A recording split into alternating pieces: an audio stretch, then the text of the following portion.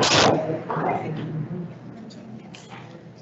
call this public meeting of the Mount Saginaw Independent School District of Florida. Let the record show that a former board member is present and that this meeting is hosted in accordance with the Texas Open Meeting Act. 551. Welcome everyone to our 5 o'clock study session.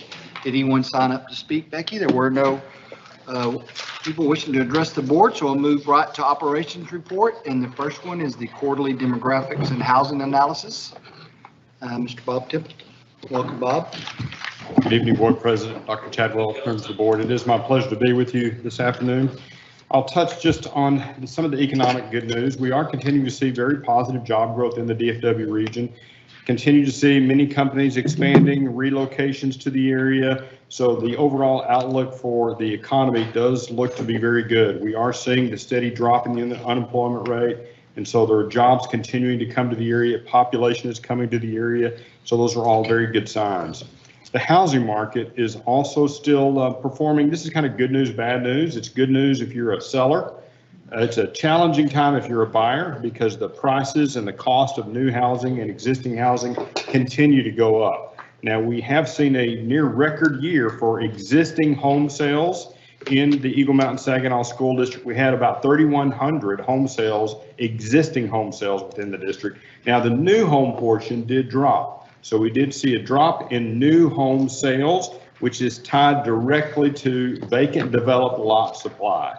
So the lot supply has been the factor that is kind of slowing down new home construction within the Eagle Mountain Saginaw School District, whereas across the DFW region, we're seeing expanding new home construction, new home sales. So it's a lot supply issue. Now, when I get to that map that's going to show you the amount of development activity, there's tremendous development activity taking place. So there's almost 2,500 lots that are in development, with about 800, 750 or so of those should be delivered anytime now. So the 700 that are almost here, and then there's another, say, 1,800 that are in that excavation, street paving. So those should be delivered this summer as well. Now, Bob, the pricing, when the houses are resales, like you mentioned, we had several. Do we know, are we trading out older couples for younger couples? A little bit of that. Kids and students? Yeah, a little bit of that, but it's almost a wash because in some areas there's already kids that were there. Right. And so it's just kind of a turn. So the real need is to add additional housing units. So the new single family is really what's lifting the overall population. Okay. But as homes get into, like, homes that were built in the 70s, those are the homes that are starting to turn from senior people to younger families. And that's a real positive because those are more affordable. So those younger families can afford those older homes. And so we do look to see some of that opportunity for the district. Now, the pricing is going up at pretty incredible rates. So this is within Eagle Mountain Saginaw ISD. The average price for a new home is $322,000. The average price for an existing home sale within the district is about $297,000. So the overall pricing is lifting pretty strongly in the Eagle Mountain Saginaw School District. Now, we have slipped a little bit on the ranking report. As of the fourth quarter, Eagle Mountain Saginaw was ranked 7th in the DFW region based on annual closings. And we closed about 1,462 homes during the last 12 months ending in the fourth quarter. We started 1,194. So there's a little bit of a slowdown there again. And I want to point you to the VDL column, 1,372 vacant developed lots. You can see that's a little short. We're needing to build about 1,500 to 1,700 homes per year. So the lot supply is a little bit tight. As I mentioned, though, there's about 700 to 750 lots that are just about to deliver. So if they deliver, we get that momentum going, we should hope to see that continue pushing that 1,500 to 1,700 is really where I think we need to be. Now, if you look at that ranking report of the top 12 school districts, Eagle Mountain Saginaw has the lowest amount of vacant developed lot supply of the top 12. So it really has been something we've been struggling with for the last several quarters.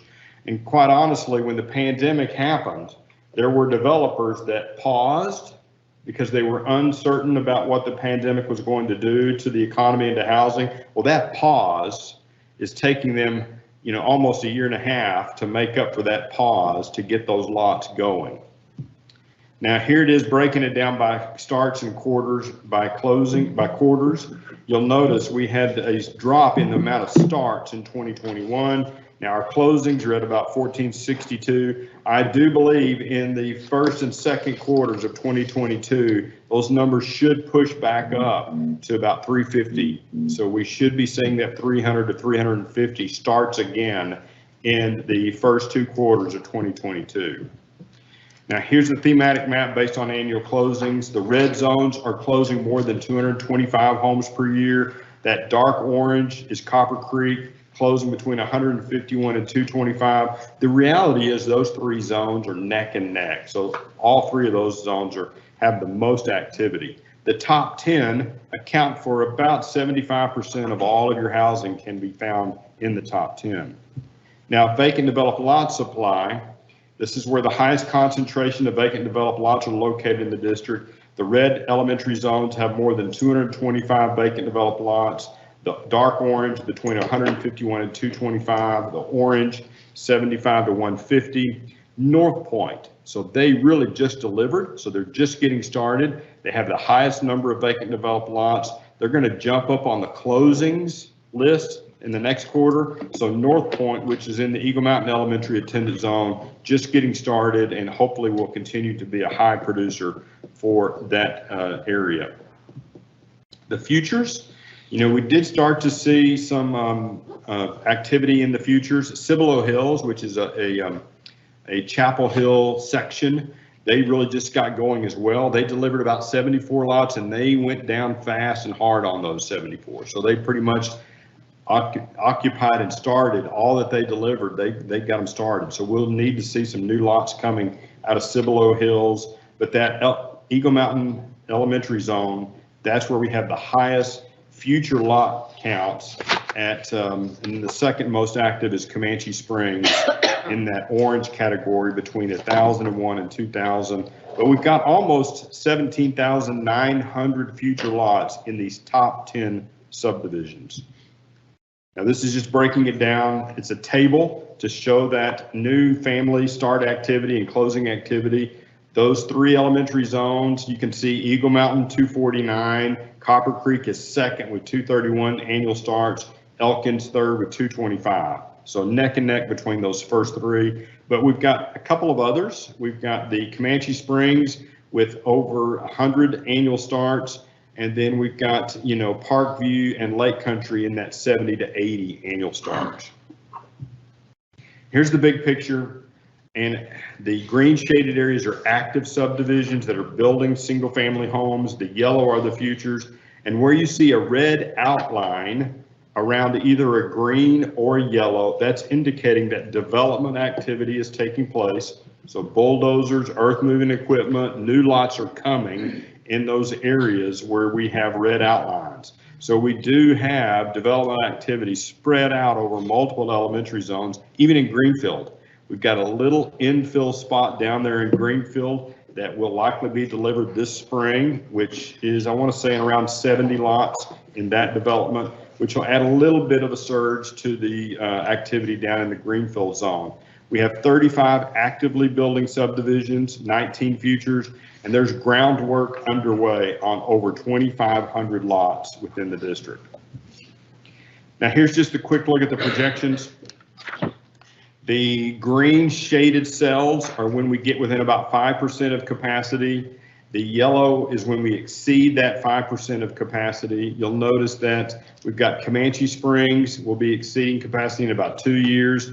And within about 4 years, we will have the Halfley Development Center, we'll have Comanche Springs exceeding capacity. Dozier Elementary will be approaching capacity.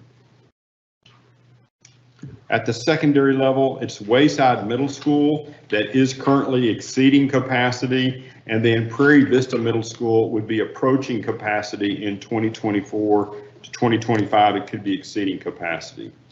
Our high schools, we've got Boswell High School that's approaching about 2,900 students in year 2024-25. And then we've got the Chisholm Trail High School, which will be exceeding 2,600 students in 2023-24 as well. Key takeaways, we did have very good activity for total home sales within the district, but it's that new portion that did slip just a little bit. We've got 35 actively building subdivisions. There's 19 future subdivisions. Groundwork is underway on over 2,500 lots. We do have a multifamily project we're watching, which is the 275 units of multifamily that are under construction and about 1,850 multifamily units that are in the planning stages. We do expect the enrollment in 5 years to exceed 27,000 students, and in 10 years, the enrollment could exceed 3,100 students. So the only thing I'm a little cautious about is that lot delivery. So the lot delivery could be the one factor that it could slow down the growth just a little bit, depending upon the timing of getting those lots delivered. We are also seeing that it's taking longer to finish homes. So it's taking longer to get those homes built. Now, some builders are responding with some prefab approaches to construction. So there's some new construction methods that builders are using to try to help with the supply chain and labor challenges. But we're seeing what used to take 3 to 4 months to finish homes, 5 to 6 months. And some are taking, even a little bit longer, depending upon who the builder is. I'd be happy to answer any questions. So the high construction costs that hit a lot of our projects, and currently, how is that affecting the housing? It is affecting the housing. I mean, you mentioned it just in the slowdown of the supply, but what's the effect also? It is affecting the cost of housing. You can almost kind of go back to that, what's happening with the cost. Look at the jump from 2020 to 2021. It went from 278 to 322. A lot of that is related to material Cost. Yes. And labor costs. And for the building industry, it's been interesting as we've tracked it. It seems like every month it's a different issue. One month it's the roofing material, another month it's doors, it can be windows, electrical issues. So it's just a variety of issues that are affecting the supply chain and the materials. I listened to a Dallas Federal Reserve program just a couple of weeks ago, and they were saying that it could be the end of 2022 before we see the supply chain issues start to level out. Where's the multifamily right now that's under construction? Does anybody know? It is, I do. It is,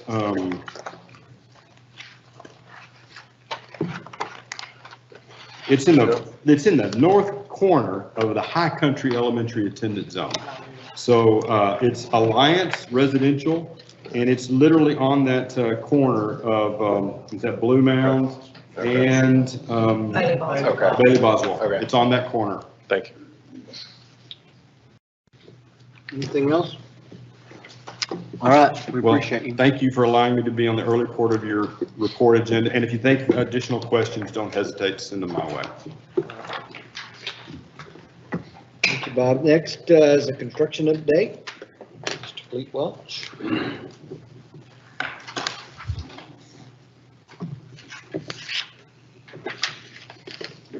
Tonight, we don't have many slides on this. We don't have Boswell. We're going into punch items on that project. So we'll just get right into the admin and just point out that we're starting to do some of the landscaping. You see that in the darker gray dirt. The topsoil is being spread around over the front of the site and on the south sides of the project. This is the back side of it. You can start to see the roof. The metal roof is near completion now in areas A, B, and C, which is the whole project there that you see where the metal roof is at. Glass framing in area C, which is that is the area, that's the finance department, operations, and communications superintendent's office. So all that's been in progress, so it's moving right along. You can see it's got the tape and bedding, and the painting is also in progress also.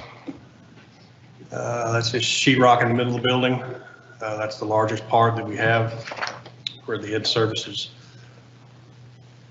is up. Okay, we're not, let's see. This is downstairs and upstairs. Okay, so it's got both of them on. The one on the left is the boardroom, so they're putting the HVAC ductwork in, and the one on the right is just the walkway, so they're putting in the sports grid.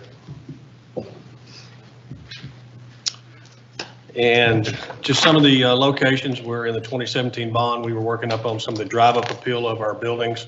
Those have new fencing around them, kind of like Bryson. And so they used to be chain link with barbed wire on top of them because they used to be our water supply, which they no longer are. So we've just come in there and covered all the equipment that's in those little areas, so just improving that look. That's at Eagle Mountain and Elkins. And I believe that's all I have for tonight. All right, thank you, Clete. Any questions on that? Everything's still on time? Still on time. All right. Next is the finance report, Mr. Rob Welch.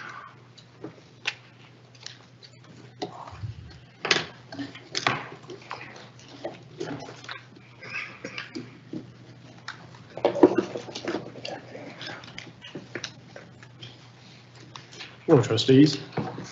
Going to provide a couple of budget updates tonight as part of the finance report. In your packet, we provided a look at several scenarios, but start things off, let's look at the current year, the 2021-2022 forecast. At this point, we did a budget amendment, mid-year budget amendment at the last board meeting back in January, regular board meeting, and to kind of bring everything up to date. We're still, as y'all saw in that budget amendment, we're still forecasting a balanced budget for the end of the year. We do anticipate that TEA will provide a revenue hold harmless funding scenario with this budget right now. We don't know what that's going to look like. They proposed something at the beginning of the year when dealing with the Delta variant, and then had to pull that back and come up with a new plan when the Omicron variant hit school districts. So because that impacted what they were going to use as a base to hold districts harmless. So they indicated and have been indicating over the last couple of months in various venues that they will be coming with a system-wide, more systemic approach to addressing hold harmless for districts that saw ADA drop because of those variants. And so, so we're not making any adjustments right now because we anticipate that there'll be some level of hold harmless. We anticipate to be, the money is in their budget, obviously, and so we anticipate it will be, some level likely. So we are right now holding at a balanced budget. We do have ESSER funding in the current budget of about $7 million. And then we've continued to just monitor and be very careful with consideration to any enhancement requests, both on the front end and then as the year has gone on. But you can see with this scenario, we're sitting about, we'll end the year again balanced and with a fund balance of about 28% in 103 days. We then want to just kind of step back and as a starting point and step back to our prior 5-year forecast that we provided to you at the prior to adopting the current 21-22 budget. And so since then, we've made a few adjustments, but that 5-year forecast was based off utilizing ESSER funds of about 1.3 million. We also had the 2% raise and then one for the current year and then 1% raise for each year thereafter.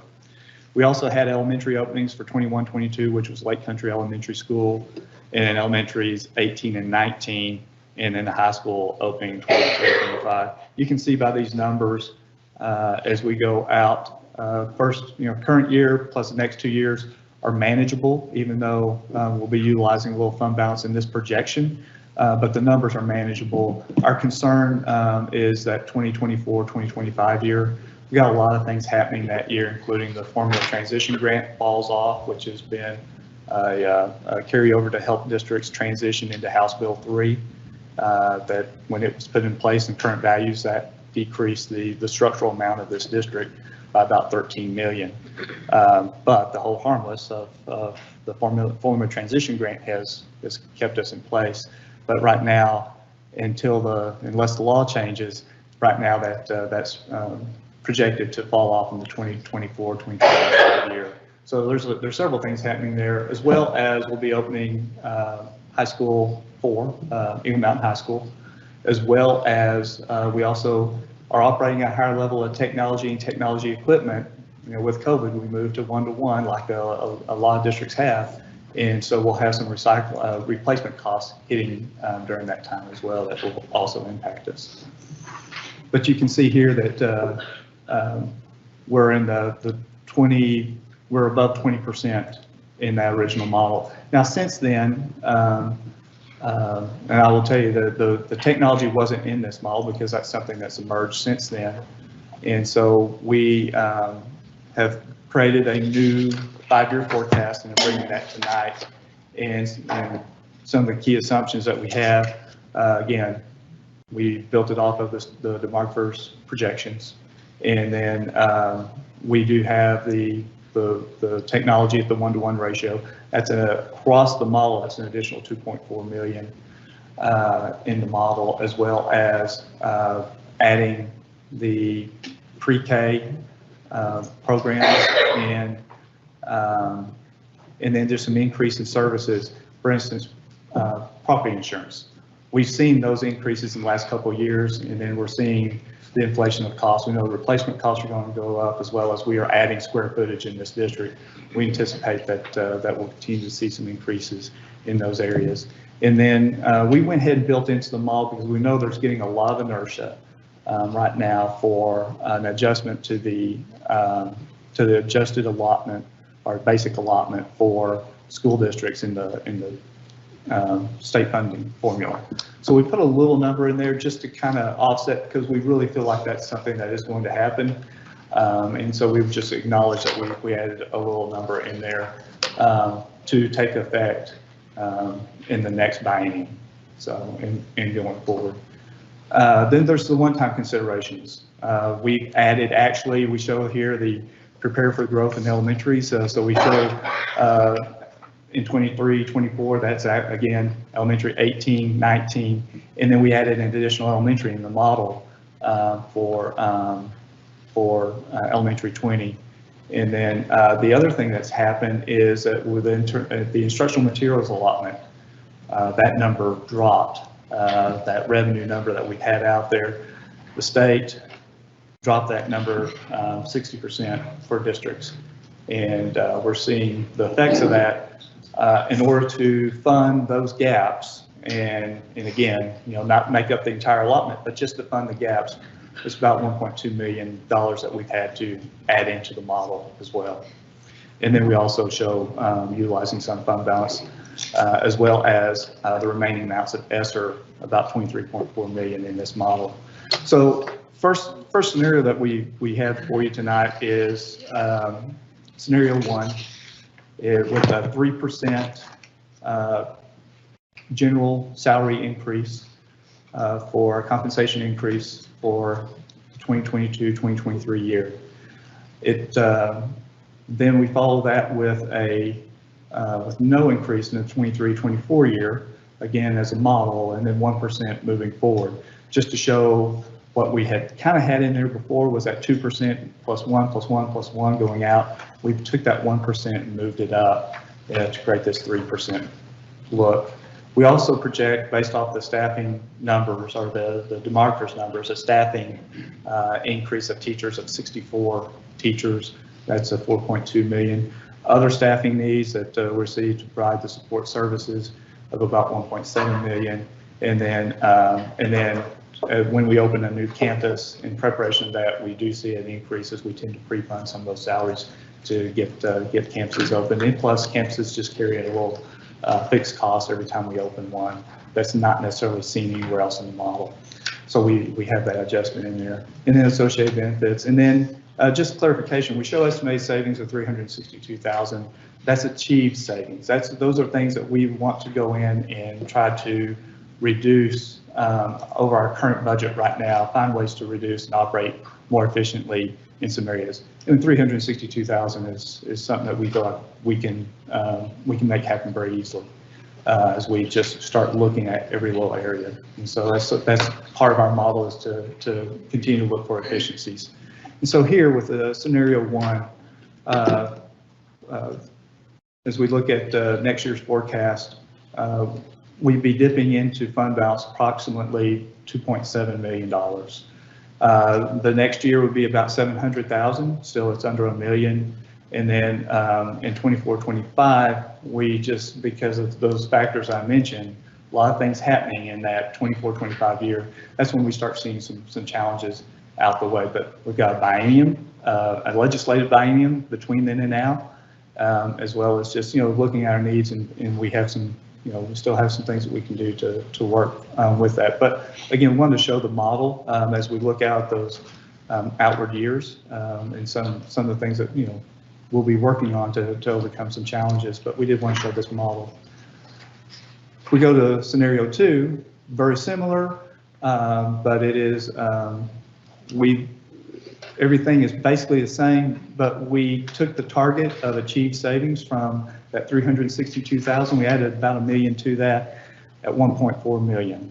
And that's 1.4 million of savings that we would be targeting each year going forward. What can we do differently? Or where are some things that we can, where are some areas we can save as we go through and build the budget for those years? And again, just looking, are there things that we can shift and move as our needs continue to change and evolve in the district? It's an opportunity to shift and move some resources and redistribute to the ever-changing needs. So in this model for scenario 2, you can see that we're only about 1.8 million out for next year. We actually have a little surplus in the 2023-2024 year. And then you can see in 24-25, that made a significant difference in what the outcome for that year and moving out in those outward years. So, and again, you can see the number of days at the bottom as we look at our fund balance targets. And then one more scenario that we provided is scenario 3 here, which is going back to that 2% model for next year. For the 2022-2023, and then 1% thereafter. That's going back a little bit to our base, but we still have all the other things, the staffing increases for teachers based on the students that are coming, and then also again targeting the estimated savings at 1.4 million per year for the next 5 years, which actually adds up to about 7 million, which is the 7 million that we have in the current year with ESSER. So looking at a plan to live without ESSER funds, and that helps us target that moving out. So again, it's just looking through several scenarios. Wanted to provide those as we look at our compensation plans tonight, and so you can see the outcome of those. And then in summary, we'd still be looking at the challenges, the continued challenges of that reduction in revenue, going back to House Bill 3, and then the effects of that are just continue to hit us, especially a couple of years out when that formula transition grant money drops off. And then, we'll be looking at, what can the legislature do for us? We continue to have those conversations already, and we'll continue to have those, but we've already started those. And then looking at the student basic allotment. And then building in all those things that we know that we're going to have, which is opening all the campuses and strategically using our ESSER funds, and then just looking at every expenditure and make sure that it's aligning with the district's priorities. So anyways, if there's any questions, I'd be happy to answer those. Yes, ma'am. So we started quantifying and identifying those cost saving initiatives? Well, go ahead. Okay. Go ahead. Yeah, we are. We're looking at, we have looked at several. We haven't worked with individual departments yet, but we have looked at some areas that we feel like that there's some things that we can look at. 1.5 million we think is something that's very achievable, and looking at just operating, looking at different ways we can operate as we kind of expanded over time, and we can tweak some things and bring some things back and shuffle them back into what our priorities are. So I was just going to say, Ms. Gardner and Mr. Welch and I have been meeting, and what they bring is longitudinally what we've been spending in those budgets. And so they've looked at areas where we have had rollover into fund balance in some areas, or and that's where we're starting. And so yes. Most of that is at the district level right now.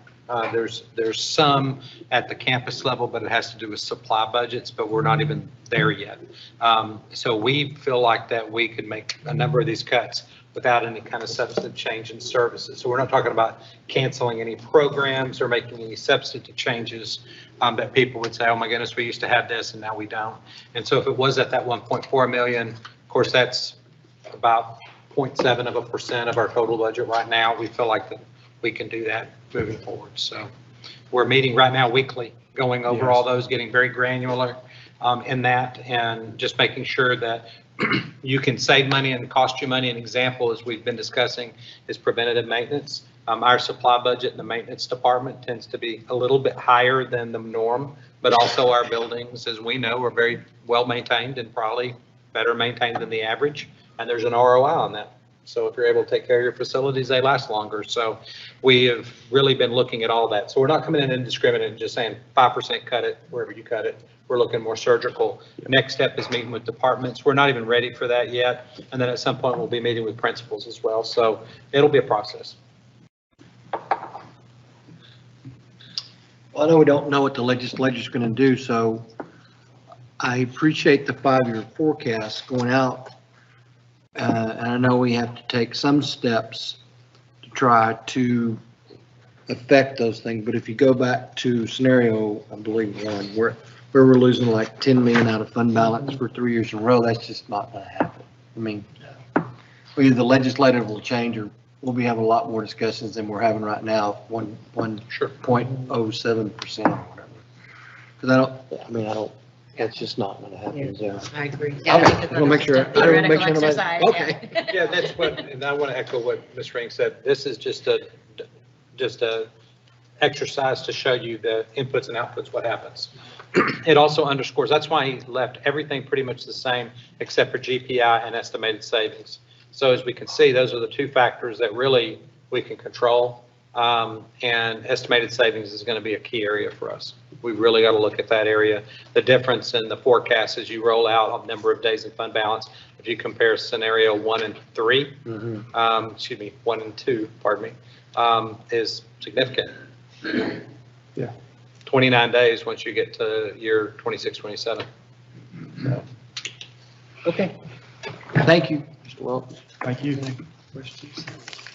Just to echo, No, go ahead. I did want to say that our conversations with elected officials, and it does appear that they're talking about this. I don't come at this overly optimistic. I want to be careful, but there are a lot of discussions because of the state surplus, and combined with the overall expenses of COVID inflation, we do believe that there's going to be some addressing that in the next biennium.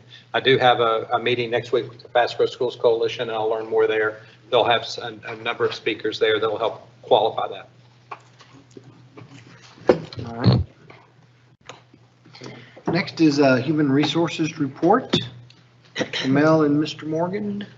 This is Miss Dr. McGimel's coming up. I did want to mention that this is coming to you much earlier than normal, as y'all are aware.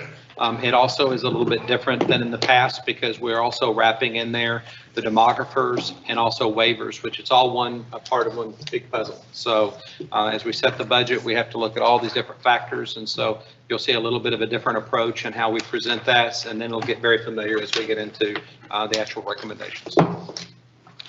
Thank you. Good evening, Dr. Chadwell, Mr. Newcomb, trustees. I really want to thank you for the opportunity to present it this way because there is so much context to staffing and it has been such a partnership. Some of the meetings that he's talking about with Rob and Teresa, we've had a chance to be in those meetings, and Dr. Hughes and Dr. Parker, everyone working together to really come up with the best approach. for our kids and our staff. So I'm really excited to present this tonight because it's not just me. I'm standing here, but so many people have come together to come up with this proposal. So I do want to start by talking a little bit about some things that we are required to do. And so what you have in front of you, oftentimes Ms. Turrentine comes up from Student Services and she's presenting you with recommendations for class size waivers. And that really comes into play in pre-K through 4th grade when we have a section of a class go above 22 kids. Oftentimes that is going to happen in a fast growth district, and we try to prepare for that because we don't know exactly how many kids are coming.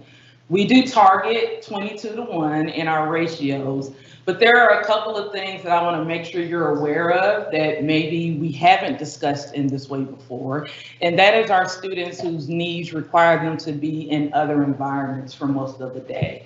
And these are some of our special needs students. So there are included in the numbers that you see on this report in the general education classroom, but many of our kids spend a good amount of their day, most of their day, not necessarily in that classroom. And we do take that into account when we are building the staffing report.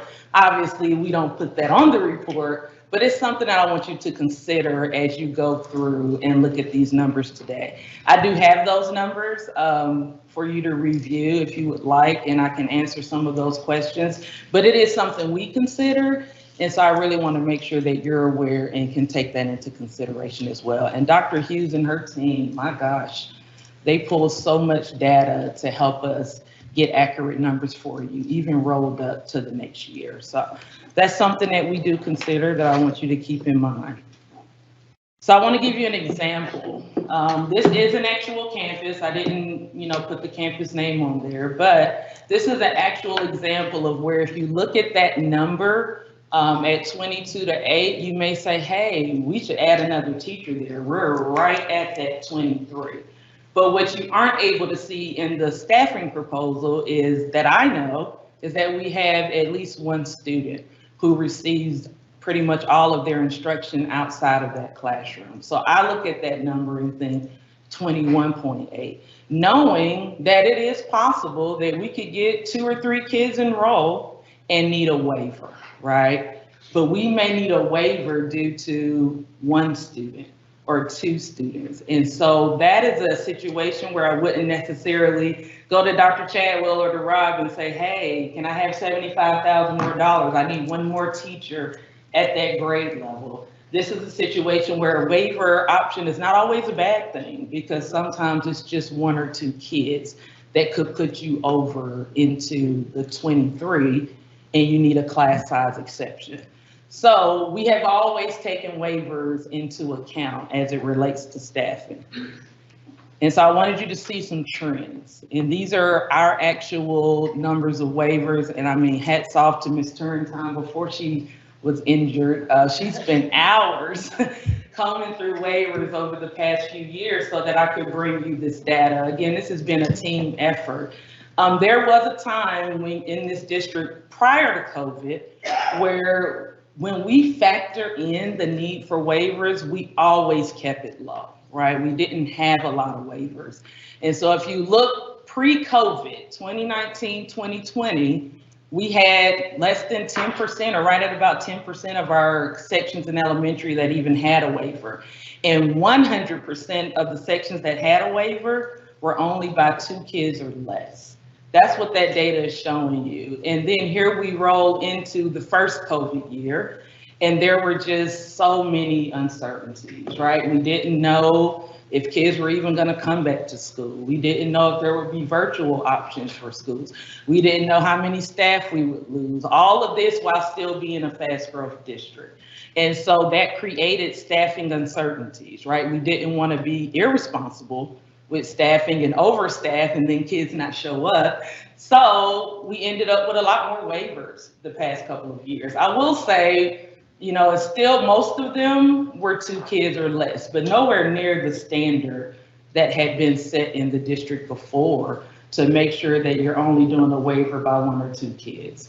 So the staffing proposal in front of you today is an effort to go back to what we've known. We are a fast growth district. We know that there is a significant amount of growth, particularly in elementary.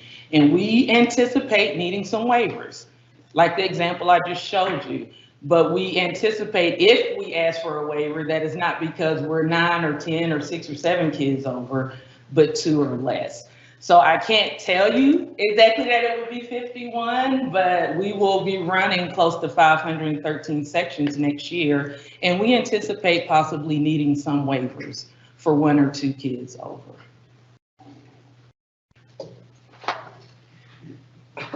Mr. Mogan is out ill today, so I will take some time to talk about secondary. This is his first year with us here at EMS ISD, so he actually spent a significant amount of time actually going out to the campuses and just learning from our principals what it is that they need, what is important for their staffing on their campuses. They too were impacted by COVID-19. There's been very cautious and conservative staffing models at the secondary schools the past couple years as well. So we wanted to hear from them, what is it that you need? Most of you know, every secondary school has its own context, right? They have their own focus. They aren't necessarily tied to 22-1, but you know, your program in band may be larger than your program in choir. So every secondary school tells its own story.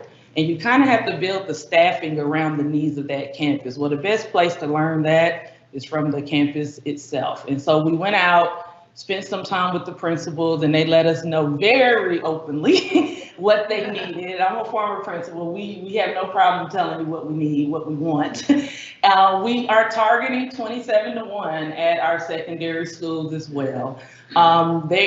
Very similar needs, I'll tell you. All of the secondary principals talked about testing areas, wanting to get the class sizes down in their tested areas. They talked about special programs, very similar to elementary, and just wanting to offer more elective opportunities for kids. So we took all of that into account, and really there is a need for some additional sections at our secondary schools. When you look at the demographer numbers, there are big jumps at all 3 high schools. You can see that. And so you'll see that we are proposing that need. In the middle school, of course, Wayside has significant needs and growth in that area. So we targeted the staffing based on what the principals expressed their staffing needs were. So when you get into the granular report of the numbers, which that report starts on page 39, and you can certainly look at it. I didn't really want to go line by line in here tonight, but you've seen it. What we're proposing right now, in alignment with the budget meeting, which is extremely important. When we talk about collaboration and what you just heard from Mr. Welch, we definitely wanted to reach the target to keep us where we need to be for many years to come. So our goal was 64. We are coming in, you have in front of you, right at 65. So there is a request and a need to really not hit 5th grade as hard as what we were intentionally going to do on one campus. And so right now we're coming in at 65, even though this screen is showing you 64. So it would be $4,875,000. Dr. Kamel just wanted to point out. That's Yeah, it's at your place. You have that at your report. Mm-hmm. So I will entertain any questions on this report if you would like at this time. Well, I have a question just regarding the waivers and staffing sizes, and if this was ever brought up in the discussions. Some of these schools that they're going to be running short on classroom space. So you might need to add 8 teachers at Northbrook. You only got 1, but you don't have 8 classrooms. Mm-hmm. So then we were talking about perhaps having to move in temporary. So is there a possibility that waivers could be requested at those schools that are going to exceed before we can get the new elementary schools built or the new middle schools, that we would look at that as a tactic? Yes, the answer is yes. We're not there yet. Okay. So we haven't had to really thoroughly explore it. Mr. Welch and I have had some preliminary conversations. We haven't made the connection over to HR yet because we haven't had to. We're not at that point. But once we're at that point where we may have a gap before we build an elementary, for example, or where we most likely would see it was middle schools. Yes. We've already had those conversations and talked about where and all that.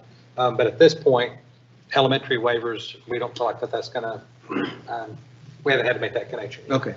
But it would be something we'd want to think about instead Yes. of bringing in a whole new portable, just to, I mean, temporarily, I Right. understand, but, okay. Right. And most likely, if that would occur, it would be in our high growth areas, like the northeast part of the district, Comanche, Copper, that area. That's where we are seeing the most rapid growth right now, as we saw earlier with the demography. Yes, Dr. Chadwell, we have met and had our discussions with that, with those. Good. And then we also layered the pre-K in, then we're Yeah. going full day. So we've implemented all those strategies to spread them out.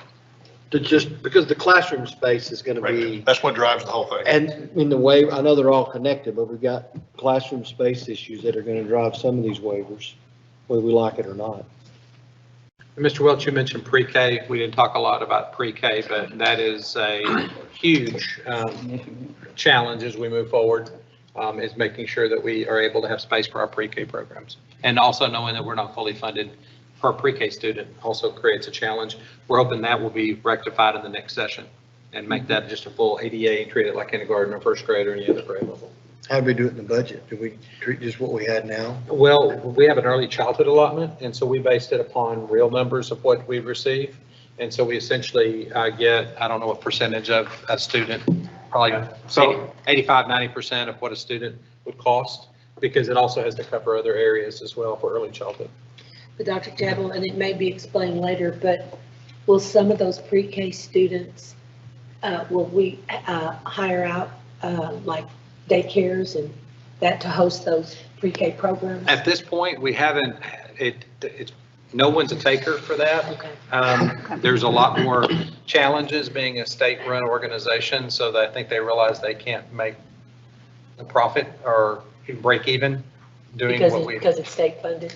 It's state funded and there's limitations to what, and things, what they have to do. I know Dr. Parker's talked to a lot of people. I'll cover that in my report in as detailed as you would like, but bottom line is franchises, or the one franchise that was interested is unable to meet the district curriculum, thus they do not qualify.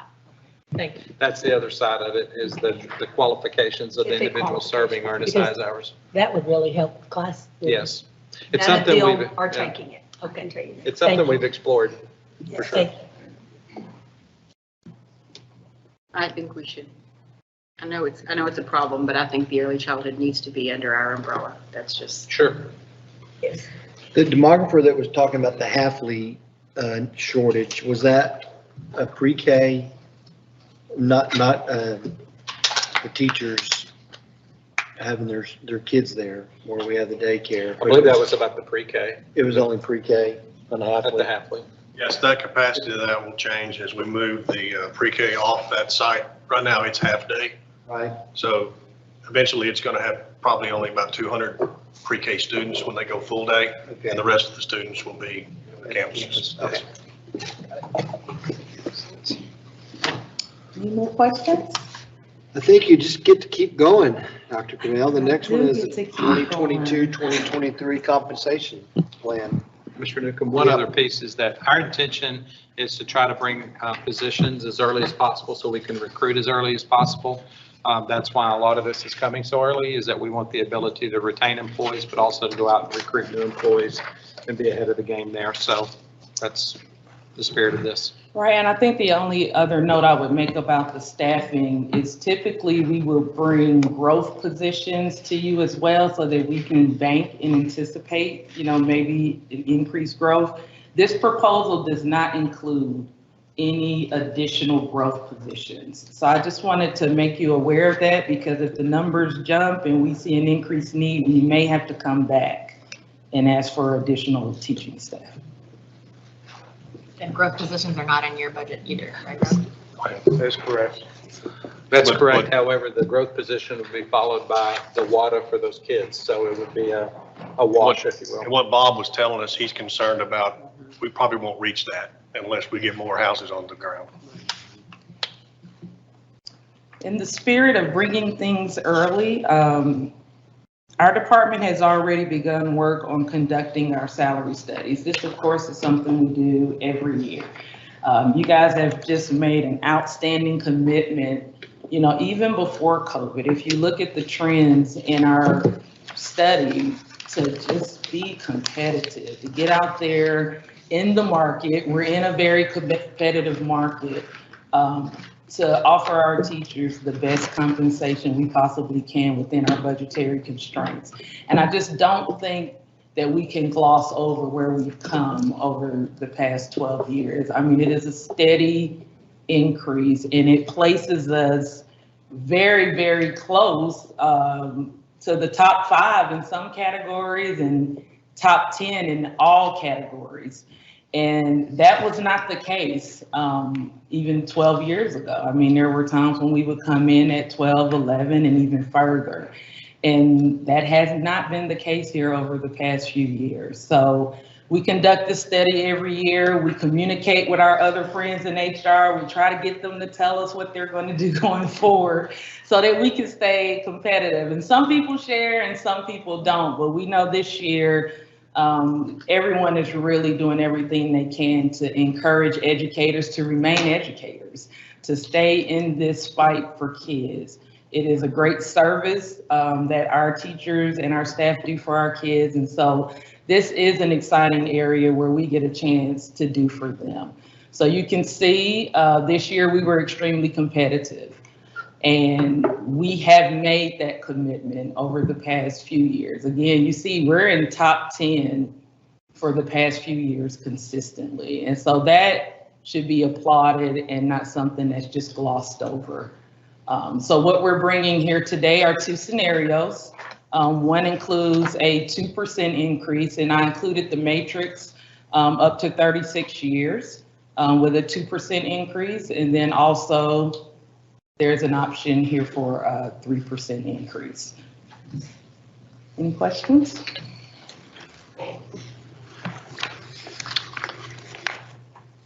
And in the spirit of, you have 3 reports. The next one is the 2022-2023 Supplemental Compensation Plan Report. Yes, this is near and dear to my heart. The supplemental compensation, another piece of work that takes a lot of collaboration every year. So hold on, let me find the right one. Kurt maybe can help me. Here it is. So you've seen this report before, and it looks pretty much the same. But there are a couple of changes that I certainly want to bring to your attention.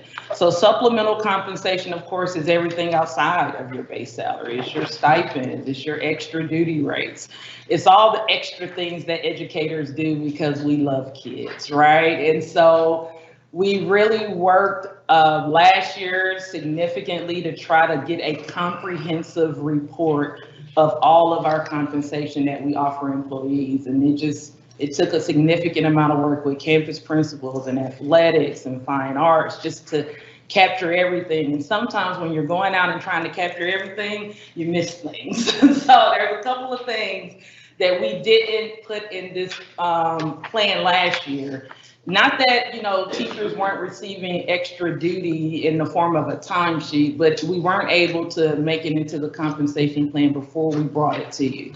So once again, this year we went back out. And there are a couple of areas that I want to target specifically for recruitment and retention. We said we wanted to aggressively recruit and retain highly qualified staff. There are areas where we continue to see challenges with that. One in particular is special education. Like I told you, all the principals, 100% brought up special programs as a high area of need where they need the best staff, and we are struggling oftentimes to find those. So one of the recommendations included in supplemental compensation is to add a signing bonus for special education teachers. It would be structured the exact same way as our other signing bonuses for math and science and foreign languages. So that's a new addition to the compensation plan. The EMS ISD graduate has been just outstanding to see our kids walk in and get their badges and sign. I mean, wow, it's just, they're so excited to come home. One of the requests we would like to make to this signing bonus is actually just to expand the eligibility criteria. So when we brought it initially, we only went back to the class of 2016. And it was almost like immediately we heard from the class of 2015. So we would like to expand it. If you're an EMS ISD graduate and you want to come home, we want you to come home. And so that is a request. Like I said, that would be considered more of an adjustment. One of the areas that did not make it in last year, but is something outstanding that's going on at HCTC, is the mock trial competition. We do have 15 students that compete every year, but because it isn't captured under the CTSO group, we didn't even know. So it didn't make it in last year. We definitely want to celebrate the teachers that spend countless hours preparing kids for that competition. Same thing with the Stellar Explorer. This is your aerospace science engineer kids who are out there competing on behalf of the district and themselves as well. So we want to add those to compensation. There are a couple areas as it relates to summer school that we would like to add. Obviously, there's an increased need of our kids. Our kids have been through so much, and we are providing significant amounts of support for our students in the summertime. These are two areas in pre-K and kindergarten summer school for the assistant coordinator. And then also we want to adjust the middle school summer school coordinators. Again, these already exist. This is just an adjustment that's actually an increase. And then same thing with our counselors in summer school. So besides that, the compensation plan looks pretty much exactly like it did last year. What I did include in your proposal tonight is both a 2% option and a 3%, just like we did with compensation. Any questions? I know historically we've looked at rounding that, so if they're not odd amounts like $6,231.50. Is that something we can consider again? Yes, it's something we can do. I just did want to point out, if we do that, it would usually round to the next highest, 50, 100. It would provide some significant variation between if someone gets 3.0% or 3.4%, it's gonna vary, in that way. Because so every year we change this, you're gonna reset it to that much level higher. So we would have to decide if we're gonna go to the 50, to the 100, or the 25, or how we want to do that. Or even if you just did to the 10, it just seems really, or even the dollar. A 50 cent sounds crazy to me. Well, with your permission, I'd like to go to the 10 just I mean, I would love to go all the way up to the 100, honestly, but in what we're working on right now, we have to be careful not to overextend. But if we could go to the next 10s, that would be great, and we can make that adjustment. And if y'all consider that in the action items, if y'all would just include that in the motion, then we would send y'all an updated version of whether it be 2 or 3%, whatever it would be. But I agree, it makes more sense. People wonder. Especially for somebody that you're marketing this to. Yeah. This is also a marketing document to bring people in, right? You go to $3,862.50. Yes, it's a little bit harder to explain. No, I agree. Is that what we've done in the past, is the 10s? No, we did 50s or 100 last year, but last year the plan was brand new. So we took it, we looked at all existing stipends that existed. Some of those were already set. In the case of athletics and fine arts, they were completely reevaluated. And so when we came back to y'all with that was a lot easier to do last year because some of these were brand new reset stipends, so we could do it at a 50 or 100. So let's take one for example, because I want to kind of think about the dollars on this. Okay. The feeder lead dietitian, she's 650. Yes. She's 663. She's talking about going to 670. Yes. And then that one, that would also be 670 then. The 3%. That wouldn't make any difference. Well, it would be 6. Yeah, I see what you're saying. Yes, it wouldn't make any difference there. Okay. But if you round, that's what I was getting at earlier. If you round, you're always going to have a differentiation between somebody who gets right over the edge, so now they bump up or not. But these are two columns for us to consider. So you're not comparing it to, we're going to decide on a 2 or 3% increase in an action. Right, but to the feeder lead diagnostician, doesn't matter if we give them the 2 or 3, they're going to get the same thing. The same dollar. Mhm. Yes, but it'd be. Yeah. They're only going to get a 3% raise, even if we said 2, because it's the same in dollar. Some of them would, yeah, get a little bit. I just picked one at random, so. Well, the lower I don't know if the lower it is, the tighter it is. But if you take, for example, the AP teacher, for example, they go up from AP teacher 3 or more sections. It's 4,335 would go to 4,340. The 3% example is 4,380. Yeah. So the smaller ones are going to have that. But anytime But we it's don't. also in terms of total dollars, right? So like on some of these where is the camp guard person, you're only talking about $5 in the year, difference between the 2 and the 3%. So they're probably not measuring it down to that level of detail. Well, I think, as been pointed out to us, they're going to take that times 2% or 3% and expect to see that number. Now, granted, it's going to be higher in every Yeah, case. they wouldn't see the exact number, but they might Exactly. see something a tad higher than what we decide.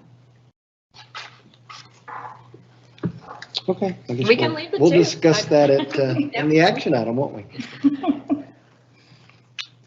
Well, it's 6 o'clock. Thank you. Thank you. Thank you, Dr. Wall. Let's go ahead and do the education services report. Dr. Parker. I saw that time limit, so I've got this. I made eye contact with her and she said, I got it. I I've said, got it. So I can do this. Yeah, Because that's we've what you already did. I can do discussed this. half of it. So All right. first of all, good evening. It's great to see all of you. I do want to let you know Stacy Ahoya, our director of pre-K, is in the audience and it has been critical to the work that we're doing in pre-K and the implementation that HB3 brought with it of full day pre-K. So with that, we want to connect our strategic plan to the pre-K program, and this is directly connected to our strategic objective of creating a system of support pre-K through 12 to maximize student potential. In this, a little bit of history. The waiver was requested and approved for a 3-year process in 2020. In 2019-2020, we developed the full day plan for pre-K. We established 2 pilot classrooms for full day pre-K at Elkins Elementary in 2020, very successful. And then in this year, we established 9 additional classrooms at 5 additional campuses for full day pre-K. During this time, we also came back to the board in January and received the approval for submission of a waiver for us to continue half-day programs while we continue to build out our program and address the growing needs. Our current status is very interesting because at this time, I want you to see there's 568 students in pre-K through 4th grade as of March. As of February of this year. That's a 200 additional growth. So with our full day pre-K, we're seeing a growth in students coming and being a part of the program. Here you'll see that where our campuses are located, and we continue to have 8 half-day classes at Halfley, for a total of actually 16 classes at Halfley. We met, or actually, Mrs. De Hoyos worked with Partnership Possibilities. The meeting was held with our partners on January 19th. We solicited partnerships through 10 centers, 6 center directors responded. 1 center director expressed interest in a formal partnership, but is not eligible based on their curriculum. So we did reach out. They all are interested in working with us on resources and ensuring that they are presenting a strong program, that they are not interested in partnering with offering us our students full day pre-K. Our next steps will continue to work with child care associates and child care management services. The CCMS is directly connected to money and will help us ensure that we're getting the dollars that are available to us. We also will continue to develop informal partnerships with those daycares that are very interested in seeing what resources and experiences that we can offer their children who will be our children in kindergarten. We have 657 projected pre-K students in EMS ISD for next year. We're looking at adding 8 full-day classrooms. We've worked with Cleat. We worked with Dr. Gamel in ensuring that we will have the staff for every classroom. We'll need a teacher and a para. We are determining sites for 23-24 as well. And it all depends on growth because it's a program we can move it and see where we can put it. Considerations that we have to take, elements of consideration that we have to consider are the impact to the budget. It is not fully funded as Rob spoke of earlier. And there's lots of staffing. There's lots of opportunities for people to get certified in pre-K and be hireable. And our HR department's doing an incredible job of recruiting individuals. Transportation, multi-campus support, and tiered impact. We do transport to some of our campuses, but the parents have to drop off at their home campus and then they're picked up and move forward, except for the half-day program, and that goes door to door. Supervision, we have the role of the principal of pre-K and principal role on campus. Any questions? And this is just an acceptable plan. The state is Yes. on board. No. Yes. Okay. I do commend the pre-K program for the work they're doing. It's those early childhood learners are being more successful as they come into kindergarten, and then we've got good, strong summer programs that address and work to fill in even more gaps for some of our students. So, got a good plan moving forward. Any questions? You have one waving? You're just waving? I thought you were waving. Oh, I thought you were going to gong me. Okay. Thank you. Thank you, Dr. Parker. Let it be noted, it was 4 minutes and 32 seconds. You timed it. It is currently 6:06 p.m. on February 28, 2022. This board will now recess for dinner and then reconvene in a closed meeting pursuant to the following sections of the Texas Open Meetings Act, Texas Government Code Section 551.071, purpose of consultation with board attorney, 551.072, purpose of deliberating a purchase, exchange, lease, or value of real property, 551.074, for the purpose of deliberating the appointment, employment, reassignment, duties, discipline, or dismissal of a public officer, including contract renewals for district employees, 551.075, for the purpose of deliberation regarding the deployment or specific occasions regarding security, 551.082, considering discipline of a public school child or complaint against personnel, and 551.0821 to discuss specific personal identification information about a student.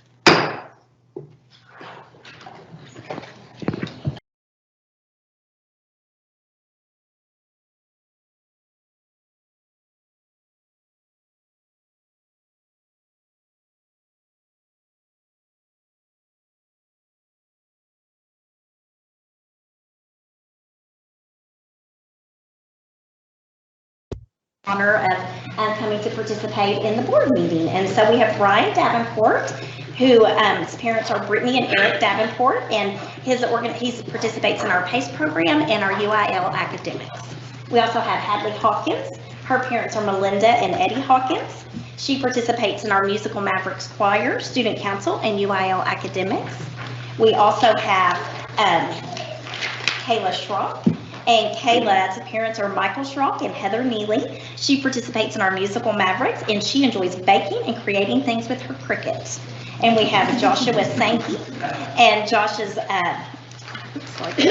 Sankey, I skipped around. Its mom is Natasha Sankey, and he enjoys learning to play the organ as well as mastering Roblox. And then we have Gavin Sinclair. His parents are Candace Sinclair and Paul Sinclair, and he participates in our Musical Mavericks Choir as well, and he enjoys running his fencing business. So they are going to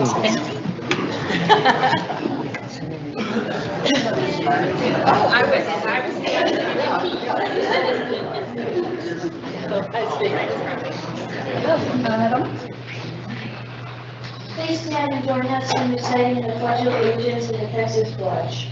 I continue to salute the pledge. I pledge allegiance to the flag of the United States of America and to the republic for which it stands, one nation, under God, indivisible, with liberty and justice for all. And now for the Texas pledge. On the Texas flag, I pledge allegiance to thee, Texas, one state, under God, one and indivisible.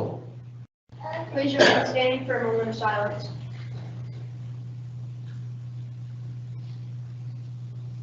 Thank you, you may be seated.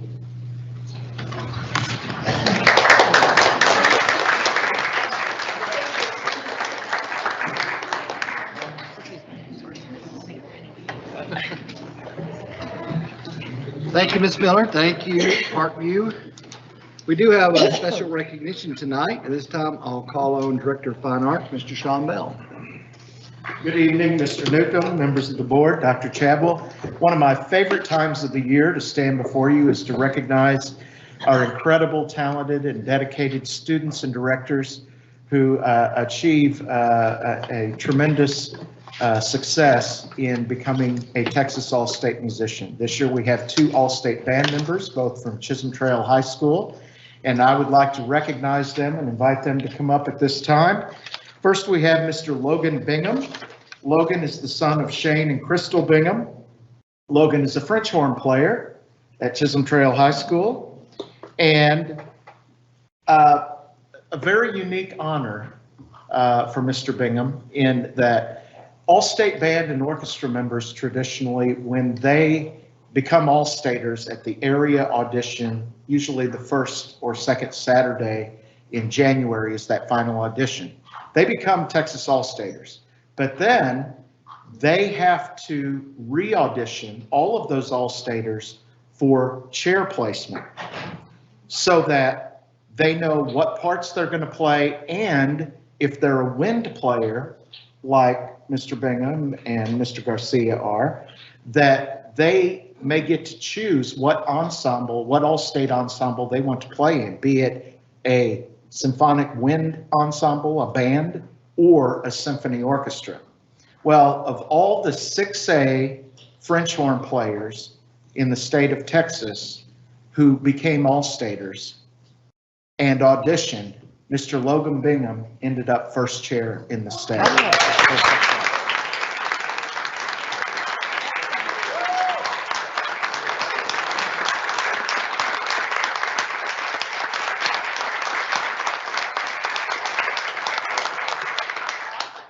Pretty cool honor, Mr. Bingham. Congratulations.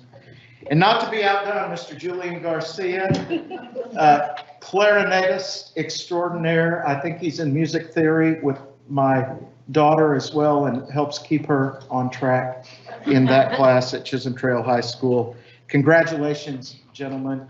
Julian is the son of Daniel and Maria Garcia. So parents of both Logan and Julian, stand up if you're here, and we want to recognize you.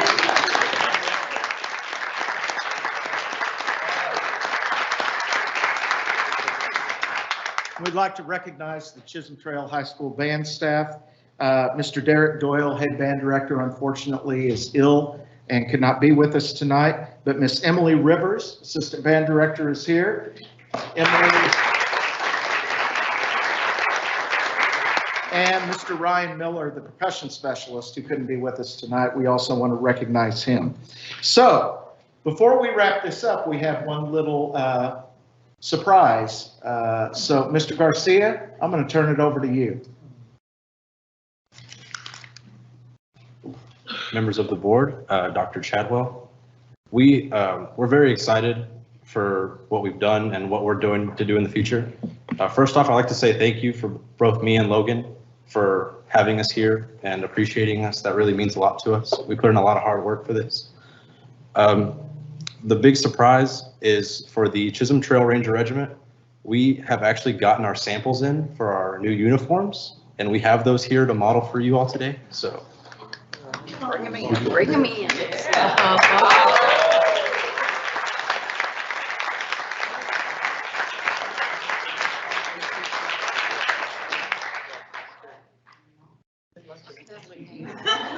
So we want to say thank you, Board of Trustees, administration, for supporting and funding these incredible new uniforms. This is, we're very excited. This new uniform, while representing the foundational colors of Chisholm Trail, also gives lots of options for the marching band to consider and to wear as they move forward with shows and different events. So thank you so much. We appreciate you, and congratulations again, students, directors, and parents.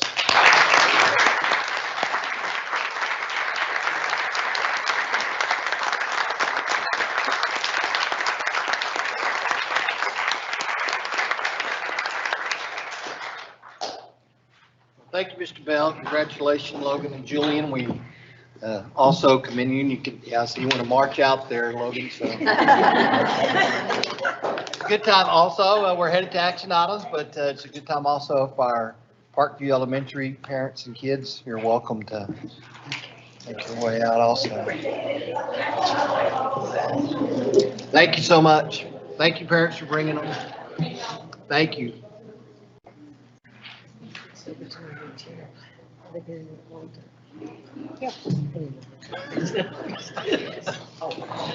It's a reason to the new. And that's really pretty. So we're gonna move to.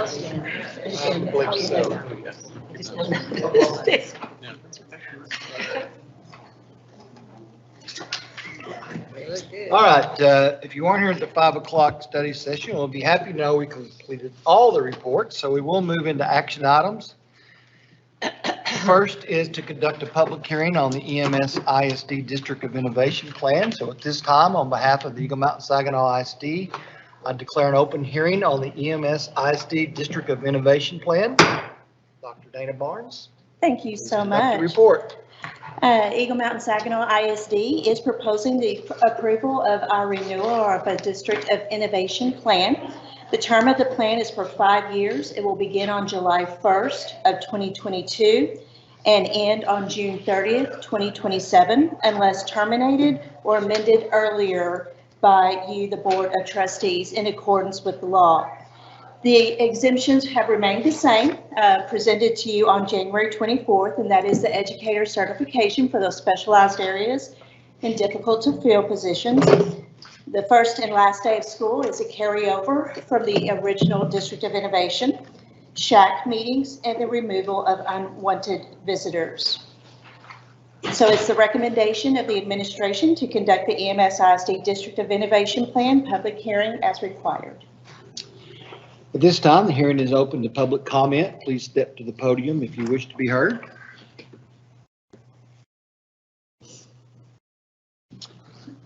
This time, the public hearing of the EMS ISD District of Innovation Plan for the district is closed. Please be advised this plan is posted on the district website for further public review. Our next action item is to consider approving the District of Innovation Plan. I move to approve the EMS ISD District of Innovation Plan as presented. Second.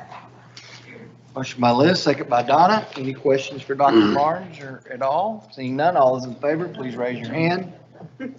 Any opposed? And there are none. Motion carries 7-0. Next is to consider approving the computer replacement, teacher laptops, and student device lease. I move we authorize EMS ISD to enter into lease agreements for the acquisition of computer equipment for staff and students for the 2022-2023 school year. Second. Motion by Donna, second by Paige. Any questions, Kirk, about those? All those in favor, please raise your hand. Any opposed? And there are none. Motion carries 7-0. Thank you, Kirk. Next is to approve the 21-22 submission of a class size waiver to TEA. On time. This is the report. Yeah, I move we approve the class size waiver as presented. Second.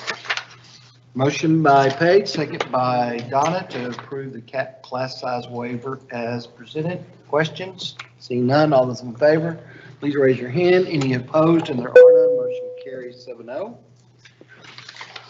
Next is to consider approving the resolution for the payment of employees during the winter weather closure. Mr. Welch. I move we approve the resolution for payment of employees during the winter weather closure as presented. Motion by Donna, second by Marilyn. Questions? Seeing none, all those in favor, please raise your hand. Any opposed? And there are none, motion carries 7-0. Next is to consider approving the resolution for the provision of premium pay during winter weather closure. I move to approve the resolution for the provision of premium pay during winter weather closure as presented. Motion by Liz, second by Marilyn. Questions? Seeing none, all those in favor, please raise your hand. Any opposed? And there are none, motion carries 7-0.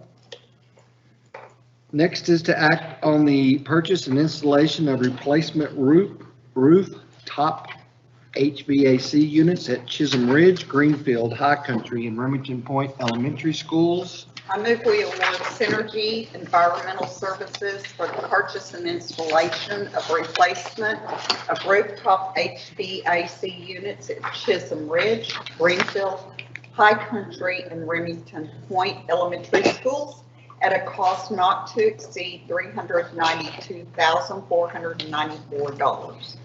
Second. Motion by Donna, second by Marilyn. Questions? Mr. Kidd, is that going to cover the not to exceed the 392? Is that just what you expect the top bid to be, or? That included a $50,000 contingency.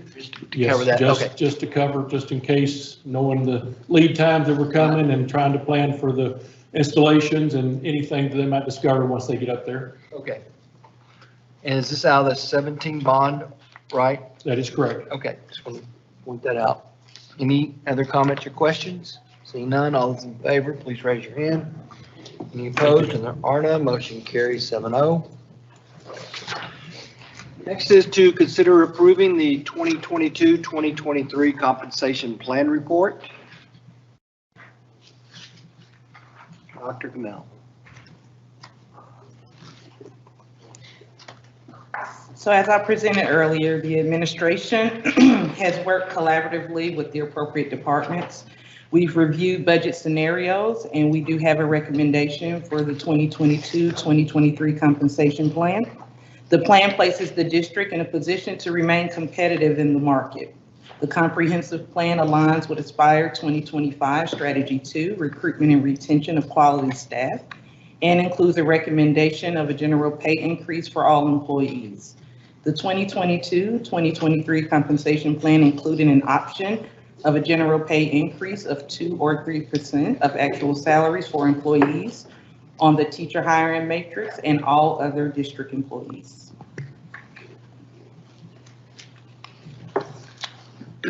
Are you recommending the 2 or the 3%, or are you leaving that to the person who makes the motion? Well, we built both plans. It is, I'll tell you that we worked very hard to get to 3% so we can support that with our budget. I do want to underscore the fact that, again, what we discussed in the prior meeting is that we have a legislative session coming up. While we cannot venture to say exactly how they will make a decision, we know it's very important that we work to retain our current employees and also recruit. As we look at other districts, there are some that are going to 4, some are doing 3, some are doing less. As we look at where we are in the market, and UEA always does a wonderful job of showing the comparison of districts, either in the Dallas-Fort Worth market or just in the Fort Worth market. We feel like to be able to maintain our current status and even to advance in some areas, it's important that we do this. This goes in line also with the supplemental compensation plan as well. So it would be my recommendation that we would have a 3% increase in both of those areas. So moved. Second. Motion by Donna, second by Liz. Marilyn. No, I heard Liz. Or did you hear Liz? I didn't hear Liz, sorry. We all agree, I'm just giving it to the veteran board member now. That's all right. All right, motion by Donna, second by Liz. Questions on that? 3%? All those in favor, please raise your hand. Any opposed? And there are none. Motion carries 7-0. Can I say something? I want to Yes, thank Liz. you for all the hard work that went into it, and I appreciate you acknowledging everybody at the 5 o'clock when you reported out, because it does take a lot of people and a lot of, to sit down and work out the finances. So thank you to our Rob and to everyone else that was involved in that. We appreciate you. And we want our teachers and staff, to know that you put in a lot of hard work for this. Thank you. Thank you. It was everybody in this room. So thank you so much. Don't leave quiet yet, because the next one's also yours. To consider approving the 2022-2023 Supplemental Compensation Plan Report. Chair recognizes Donna.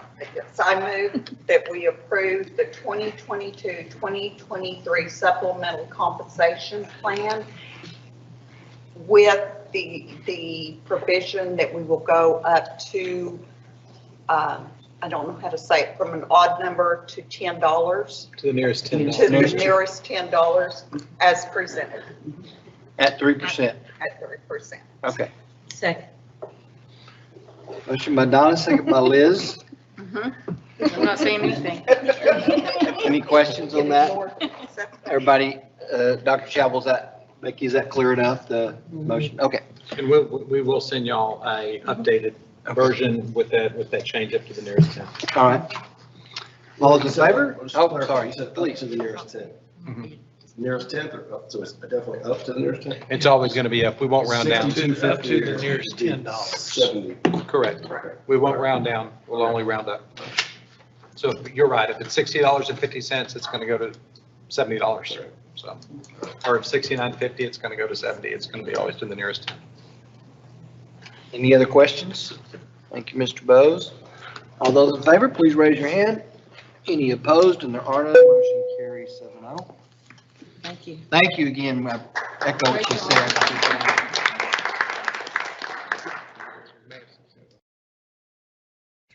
Yeah, sure.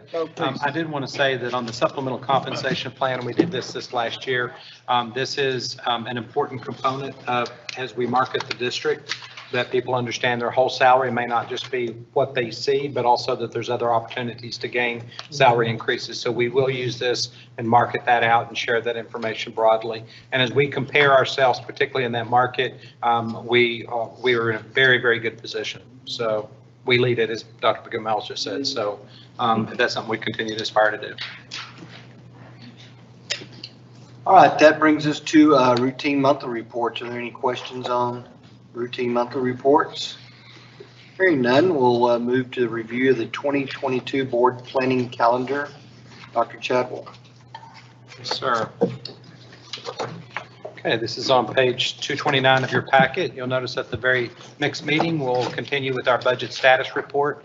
If there's information that you think would be helpful in making your future decisions in that area, please let us know. We'd be happy to provide that. We also will have a projects and bond capacity. We'll continue to update that information. Under Ed Services, since we just talked about District of Innovation, we'll continue to do that. And we have a special programs report scheduled for March 28th as well. We have a construction update, and also as you'll start to see additional staffing reports come out.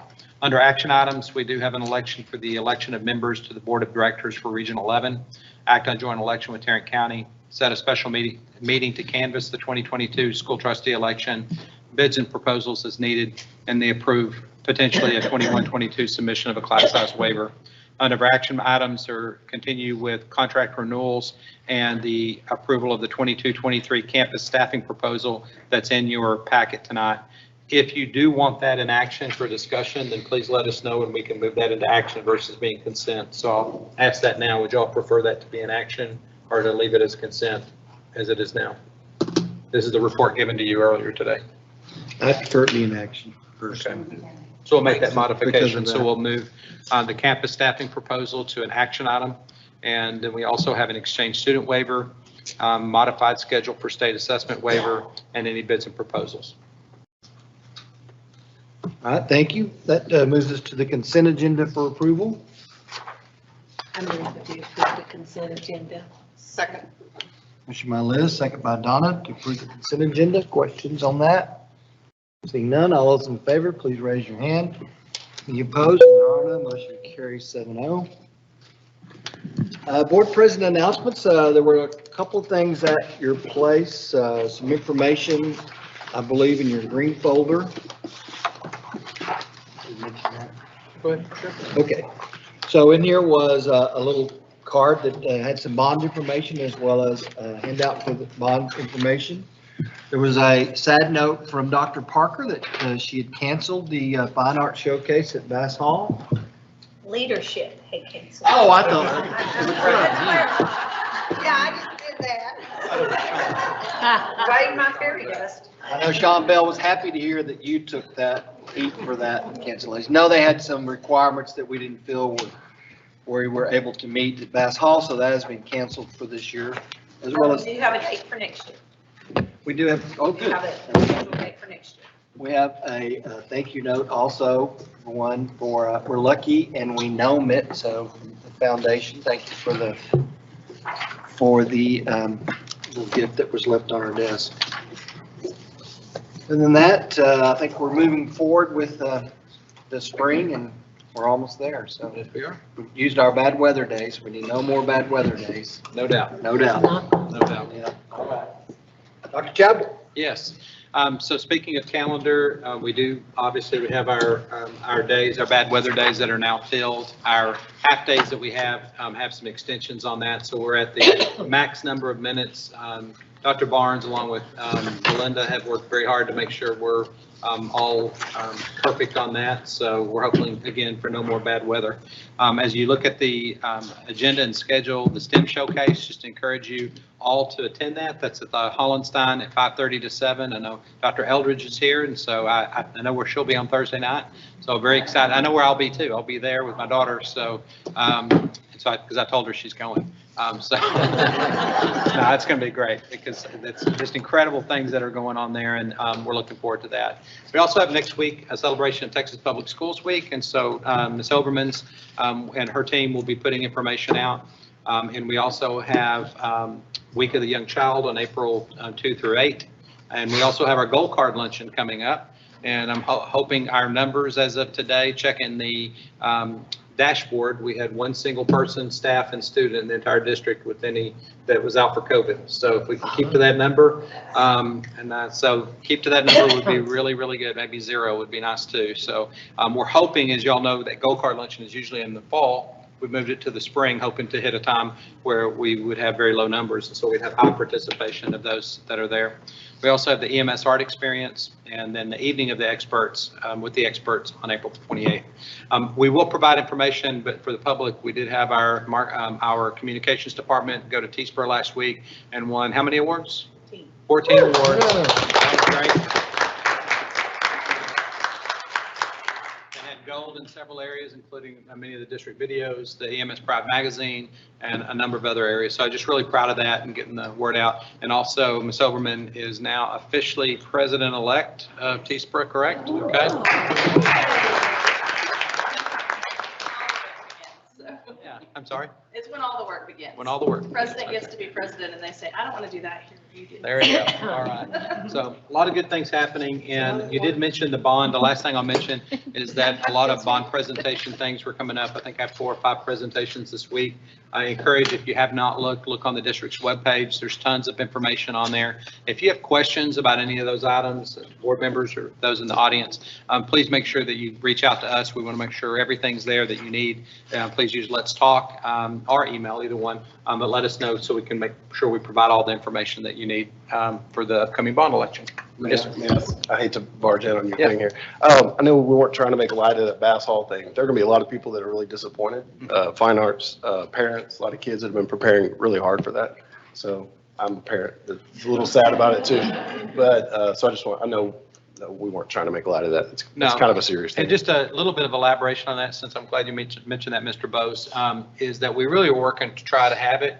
Unfortunately, the rules and guidance would require every child, and we have over 300 kids that are in it, to either have a current test or to be vaccinated. And we're talking about kids that may be 2nd, 3rd grade that may not be vaccinated and be masked in the back. The mask part's not a big challenge. It's the other. That's a challenge with that volume of people, that number, and if they can't even go into the facility. I've been to the Bass several times under the current rules. You can't get through the door unless you show your vaccination card or a current negative test. And for all of our community members and for our students, we're very concerned that event would turn from something very positive into something something less than positive, given some of the requirements.